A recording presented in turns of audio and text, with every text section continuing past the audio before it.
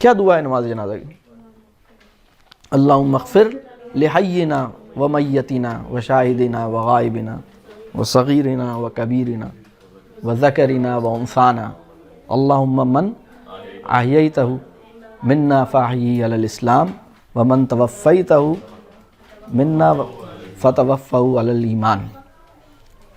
تو یہ جو دعا ہے، اس دعا کا جو مفہوم ہے، اس میں ایک بڑی اہم بات میں آپ کو بتاؤں. جو نماز جنازہ ہے، نماز جنازہ کی پوری دعا جو ہے، اگر اس کی ہم کمپوزیشن دیکھیں تو اس کے اندر بڑا حصہ وہ ہے جس میں ہم اپنے اوپر کام کر رہے ہیں.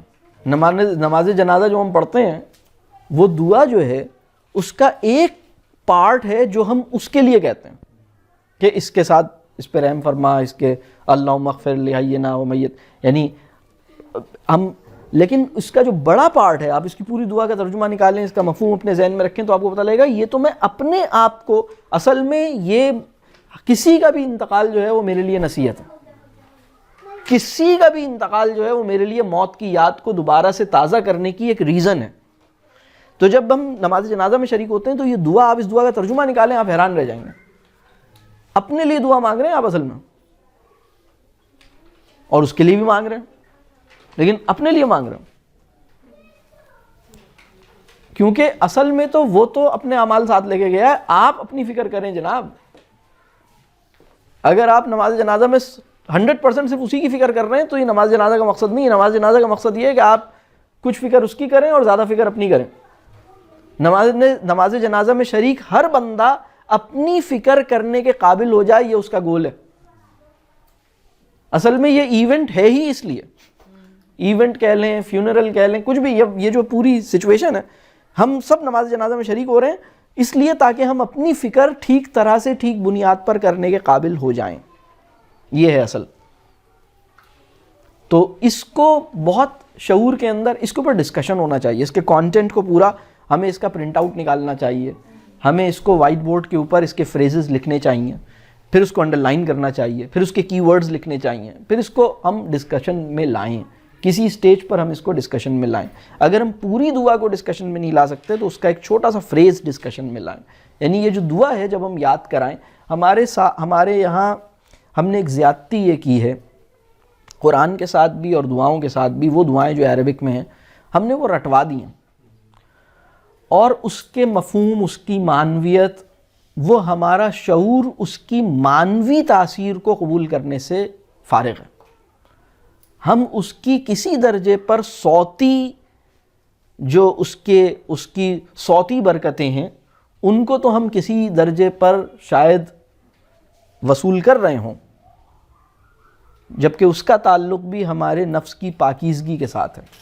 ہم جتنے مطہر ہوں گے اتنی ہم اس کی صوتی برکات کو زیادہ گہرائی میں وصول کریں گے. لیکن اس کی جو معنوی تاثیر ہے، یعنی یہ کہہ کیا، یعنی دعا کا مطلب یہ ہے you are saying something to your lord, you are expecting, you are expressing your expectations, you are saying something, you are, یعنی وہ جو کنفیشنز ہیں، وہ جو اپیل ہے، وہ جو کہہ لیجیے اپلیکیشن ہے جو خدا کی بارگاہ میں آپ نے بھیجی ہے، اس ایپلیکیشن میں کہا کیا تھا وہ تو ہمیں نہیں پتہ.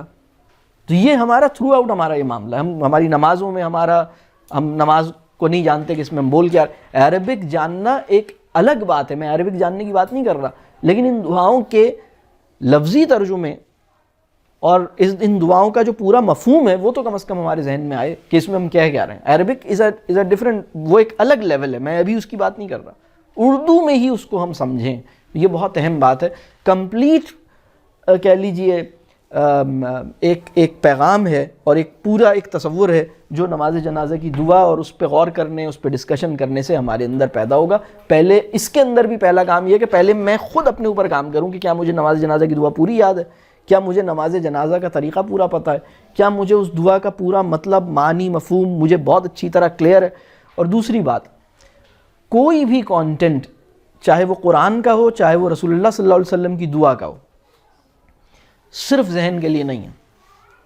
آپ بہت زیادتی کریں گے کہ کسی بھی دعا کو صرف سمجھیں. سمجھنا آدھا کام ہے. محسوس کریں, محسوس سمجھنا اگر ٹھیک سے نہ بھی ہو پائے محسوس ضرور کیجئے گا. قرآن سمجھنے کی چیز بھی ہے, محسوس کرنے کی چیز بھی ہے. قرآن کو محسوس کر کے پڑھیں, قرآن کو سمجھ کے پڑھیں, یہ آدھا مطالبہ ہے قرآن کا. قرآن کو محسوس کر کے اور سمجھ کے پڑھیں, دعا کو محسوس کر کے اور سمجھ کے مانگیں, تو ہمارے محسوسات اس کے اندر انوالو ہوں, ہمارا قلب اس کے اندر انوالو. قلب کو انوالو کیے بغیر وہ دعا نہیں ہے.